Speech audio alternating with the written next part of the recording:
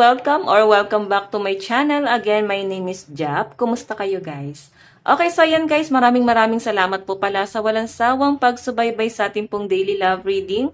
And kung ikaw ay bago pa lang sa ating channel, mag-subscribe na po kayo guys. And i-click mo na rin yung ating notification para lagi kang updated, di ba? So yun guys, pa-subscribe na rin guys ng YouTube channel ng aking kaibigan. Ayan, so pag siya ay naka 1,000 subscriber, magpaparapol po siya ng ng pre-reading. Siguro yun lang din yung inaantay niya, no? Yung ma-monetize siya, no? Kasi hindi ka naman pwede mag-live din sa YouTube nang hindi ka pa monetize. So I think ayan, subscribe na kayo guys kasi mahilig yan mag-live. Hindi niya lang magawa ngayon kasi 'di ba, hindi pa siya qualified. 'Di ba? So ayan guys, maraming salamat. Ako kasi hindi ko pa guys magawa, sobrang busy, sobra no. Pero pag magla-live ako guys, sasabihan ko kayo agad. Okay? So ayan guys, tignan natin kanino bang love reading yung masasagap natin ngayon, pero eto ha, with the twist na tayo. At the energy mo, ito yung sa person mo, tignan natin. Doon muna tayo sa energy pala ni person, okay? Mamaya na natin yan. Energy ni person. Nararamdaman sa'yo ni person. Nararamdaman sa'yo ng person mo.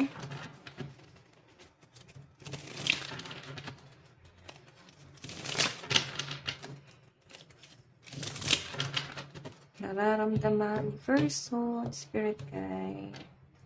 Okay. Nararamdaman mo naman sa person.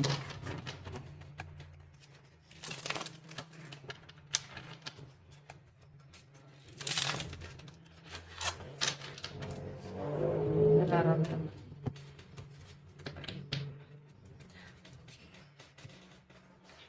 So, tignan natin ano ang nararamdaman sa'yo ng person mo ngayon. Meron tayong 9 of Swords.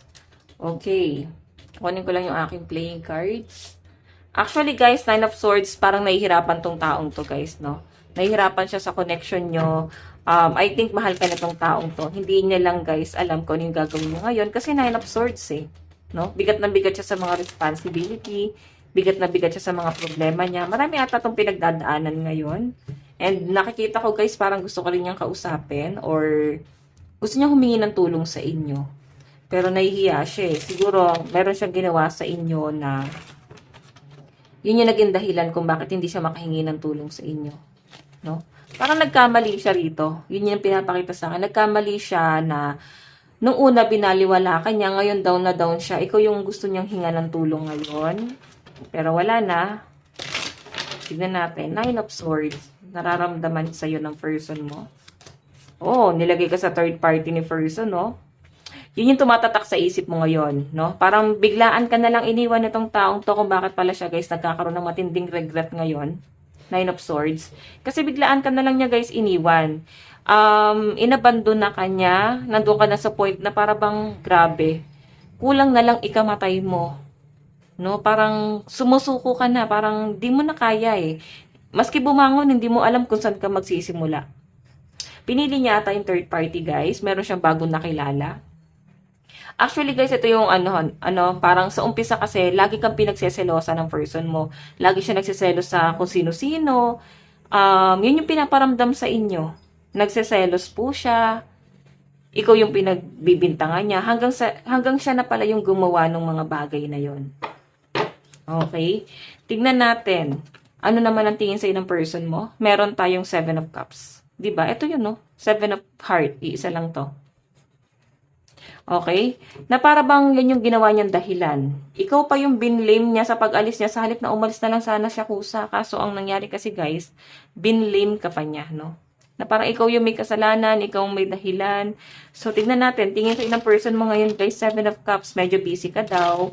Parang tingin niya naman sa inyo, guys, lahat naman ginawa mo para sa relasyon nyo. Naging masikaso ka, naging responsible ka.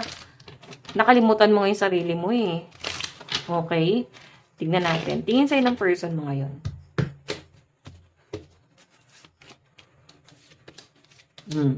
Hindi ka ata nito, guys, pinagtrabaho. Every time na magde-demand ka sa kanya na gusto mo magtrabaho or parang ginawa ka niya lang taong bahay, mag-alaga ng anak.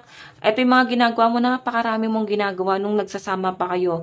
And I think yun po yung nare-realize ng person mo dito. Okay? Na hindi ka niya guys pinakikinggan. Ang dami mong gusto mangyari. Queen of Flower ka dito. Yun, andito yung anak nyo. Okay? Na parang hindi ka naman kasi guys nasanay nung nasa bahay lang. Okay? Queen of Flower ka dito. May mga dinadamdam ka na that time. Nalulungkot ka na that time. Pero maski siya guys, hindi mo nakikita na sinasalo ka niya. Hindi mo nakikita na siya yung kakampi mo that time. Okay? So, pag ganyan kasi guys ang person, napapansin ko sa kanya, nararamdaman ko sa person mo, takot siya na mahigitan mo siya. Okay? Alam niya na may potential kung bakit hinahadlangan ka niya sa mga plano mo. Pwedeng ikaw, nagbibigay ka ng suggestion, ito yung dapat yung gawin. Nakikitaan ka niya ng talino Ayaw niya na mas maging magaling ka sa kanya. Okay? Hindi ka pinakikinggan itong taong to. Na para bang sinasabi mo na papagod ka na, pwede ba ako magpahinga muna, pwede bang mag-banding muna tayo, pwede bang mag-out of town muna tayo. So, nakikita ko guys sa person mo, hindi ka niya pinakinggan doon sa mga demand mo. Okay? So, tignan natin guys, ano naman po yung magiging action ni person. Meron tayong Ace of Pentacles. Siguro ikaw lang lagi yung pinagbabudget niya, pinaghahawak niya ng pera. Minsan hinahanapan ka pa niya ng pera. Saan napupunta? Ganyan-ganyan. Tingnan natin ha. Yung magiging action niya guys, ayan, mukhang dadaanin ka niya sa gift. Dadaanin ka niya sa mga bagay-bagay para bumalik ka ulit sa kanya. Okay. Magiging action ni person. Naiwan ko. Okay, so guys, kung hiwalay na kayo ng person mo, tignan mo ha, nakalabas dito yung anak nyo, kung may anak kayo. 6 of spade kasi guys, improvement. So, yun yung gagawin niya guys, way, no, para bumalik sa inyo, yung anak nyo. Kumbaga, ito yung gagamitin niya para maging okay kayo ulit, no. Or maaari kasi guys na hindi ka pinagtrabaho ng person mo, kasi may mga anak kayo. Yung iba naman dito guys, maaaring gusto ng person mo na dyan ka lang sa trabaho, home base ka lang, or baka kasi nagsiselo si person, ayaw kanya magtrabaho. Okay? So, ngayon na maaaring hindi kayo okay, gagamitin niya yung mga bata para magkaayos kayo ulit. Okay?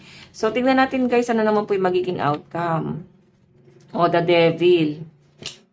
Toxic tong taong to guys. Kumbaga, wala na guys, no? Medyo narcissistic talaga. Actually, hindi medyo narcissistic talaga tong person na to.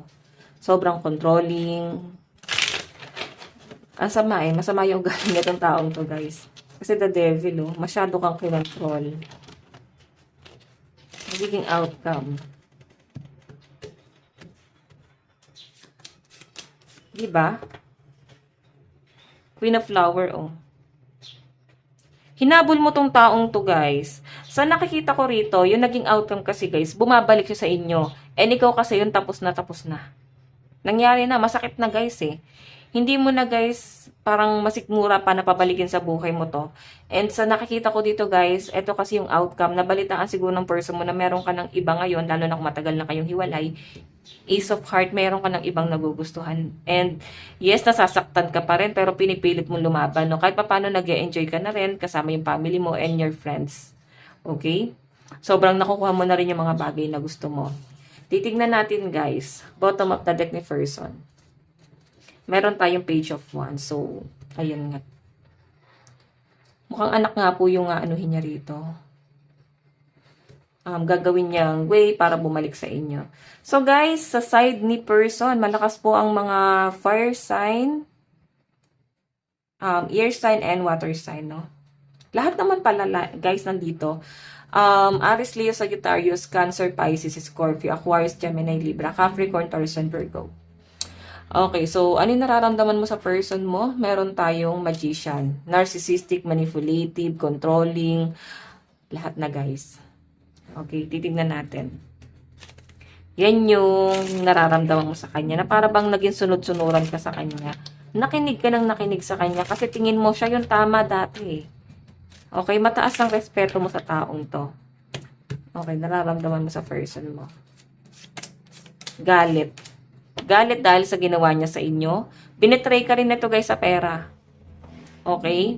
Para bang, para bang, kung hindi sa'yo, maaring doon sa third party, maaring iniwan ka ng person mo dahil mapera yung third party. Or akala niya guys, is mas, ano yon, mas convenient, no? Kasi nga maganda yung profession, maaring may magandang trabaho, nasa abroad, maganda yung status sa buhay. So, kaya ka iniwan guys ng person mo.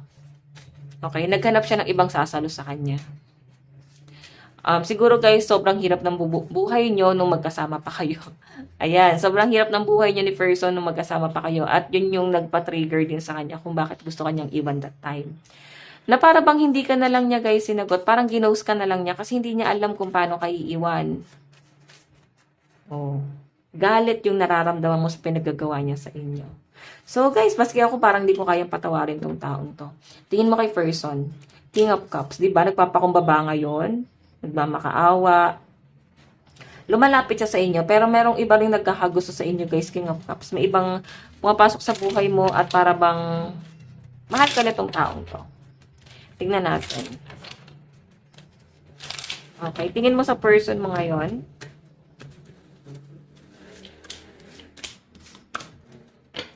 Parang maging responsible na lang siya para sa anak niyo, pero para sa relationship na top speed na eh. Parang hindi mo na guys kaya pang magpaka-plastic or hindi mo na kaya lokohin yung sarili mo na talagang wala na. Na yes, nasasaktan ka pa rin, pero yung sakit na nararamdaman mo is yun yung mga sakit na pinagagawa niya sa inyo. Hindi porke nasasaktan is para bang mahal mo pa. Pero minsan kasi guys, may mga tao na kaya pinili ang peace of mind kasi wala na silang pakialam doon sa taong yon. Ikaw kasi, kaya ka pa rin may pakialam kasi may anak kayo. Kung may anak kayo, no? Or maaaring kababata mo tong batang to. 'Di ba? So, maaaring kababata mo yan, baka mas bata sa inyo or pwedeng family friend. Okay, malapit sa family mo. So, tignan natin guys, ano naman po yung magiging action mo. Page of Wands. Bata ka pa, kaya nakikita ko sa inyo, ine-enjoy mo, no? Ine-enjoy mo yung buhay. Hindi ka masyado nagpapaka-stress. Ayaw mo na rin guys ng stress, no? Magiging action mo. Diba? Ayan, no? Yung inner child mo guys, matagal mong winork out, no?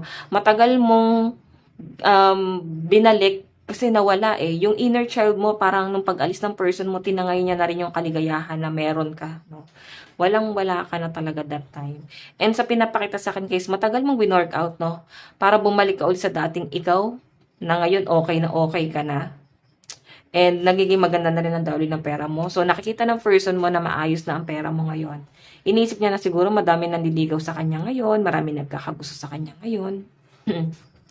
And maganda na rin ang pera niya. Yan ang iniisip sa inyo guys ng person mo. So tingnan natin guys, ano naman po ang magiging outcome. Strength. Oh my God, ano to? Okay, outcome. Kaya gigil na gigil yung person mo na bumalik sa inyo. Pero parang naninindigan ka na ayaw mo na. Nakikipagmatigasan ka na, para bang ayaw mo na. Sobra ng masakit. Pero guys, mukhang may chance pa, no? Kasi mukhang bibigyan mo lang to ng leksyon. Outcome.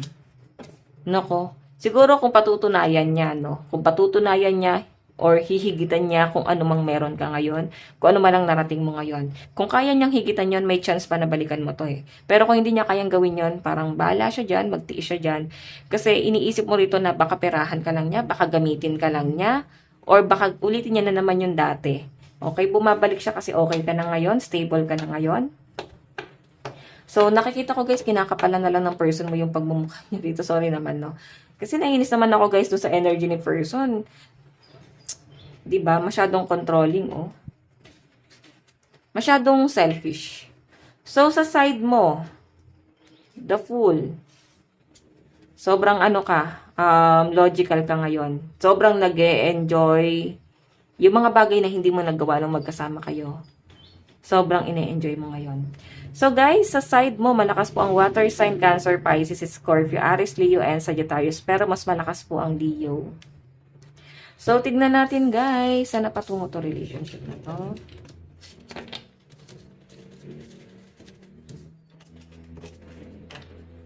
Okay. Saan napatungo to relationship na to? Spirit guide.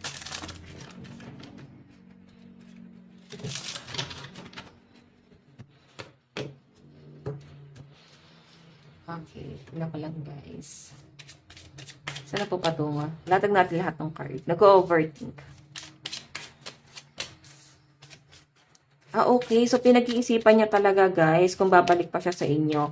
Actually, meron naman daw siyang ibang option. Pero siguro, mas pinipili niya na ikaw na lang yung balikan niya. Kasi, hindi sa dahil may pera ka or what. Dahil nga, nakikita niya na mas better ka pa rin sa iba. Pero, totoo lang, guys, good looking tong person mo. Marami siyang pwedeng ipalit sa inyo. Or, mas pipiliin niya na wag nang ikaw yung balikan niya. Okay? Pero, guys, mukhang pinipili niya pa rin na ikaw. Kasi siguro may family kayo or maaring may binuo kayong pamilya. Ayan, may mga bisexual, LGBTQ. Diba? Marami ng dahilan para wag ka na daw balikan din ni person. Pero dahil nga siguro na feel niya at nagsisisi siya, nagigilty siya na iniwan ka niya, nare-realize niya rin guys, no? Parang na-appreciate niya rin naman na kaya ka nagagalit dati is dahil mahal na mahal mo siya. Yun yung hinahanap sa inyo guys ng person mo or hinahabol niya sa inyo ngayon. Yung sobrang pagmamahal na inalay mo sa kanya dati. So guys, sa side tuloy, malakas po ang energy ng mga water sign, Cancer, Pisces, Scorpio, Aries, Leo, Sagittarius, Aquarius, Gemini, Libra. Tignan natin, saan na patungo to? Saan na patungo, Spirit Guide? Pag-iisipan pa raw. Sa ngayon guys, soul searching pa kayo. Soul searching ka pa. Okay, pero ayaw mo kasi magpadalos-dalos eh. Lagi mong iniisip yung consequences. Okay ba sa inyo guys? Wala pang pag-uusap kasi may new love interest na talaga. Maring meron kang kababata rito or kaibigan mo na parang nagpaparamdam din sa inyo. Mahal na mahal ka nitong taong to. And maring isa rin to guys sa tinitignan mo ngayon na may potential, no? May mga panghihinayang. Okay, so yun nga lang guys, maaari kasi marami rin nagsasabi sa inyo na okay naman yung ex mo eh. Siguro na influensyahan. Or baka guys kasi kaya nangyari sa inyo yun, baka naman siya ay nagayuma. Kasi parang biglaan yun nangyari, mahal na mahal ka ng person mo, tapos biglang nawala na. Biglang nagbago na lang. Okay, love advice. Love advice. Meron tayong confusion. All seekers of truth experience confusion. Ask the divine to provide the answer you need. Diba? Undecided ka, guys. Nandun ka sa point na medyo parang nag-hesitate ka pa dito sa taong to. Okay, tignan natin mensahe ni person mo sa'yo ngayon. Meron tayong I regret lying to you. Nakikita niyo yan, guys? Ang laki ng pagsisinungaling sa inyo ng person mo. Hindi siya guys nagpakatotoo that time nung magkasama pa kayo at sobrang pinagsisisihan niya to. Meron tayong you don't know how hard it was to let you go. So, nahirapan din pala siya guys. Siguro dahil din talaga sa sa pera. Wala siyang ibang choice. Mahal ka niya pero kailangan niyang mag-survive. Kailangan niyang makasurvive sa hirap ng buhay. And kung may mga anak kayo guys, sinacrifice ng person mo yung relationship nyo. Parang pinabayaan kanyang nalulunod, lumalangoy. Tapos siya, nasa safe zone. Mensahe sa'yo ng person mo, meron tayong I am grateful for the spiritual lesson. Siguro guys, may natutunan ka rin sa person mo eh. Kumbaga, no-open yung talent mo or opportunity nung umalis siya sa inyo. So, nakikita ko guys, grateful din si person kasi marami rin siya guys natutunan sa inyo. Okay, so guys, ito lang po ang inyong daily love reading. Sa mga nais po pala magpa-private reading, ay iiwan ko na lang po yung link sa atin pong description box below. Or kung hindi nyo guys mahanap, pwede nyo ako guys i-direct message sa akin pong Facebook, Jade Tarot. So yun guys, maraming salamat. Bukas po ulit. Love you all. Bye-bye.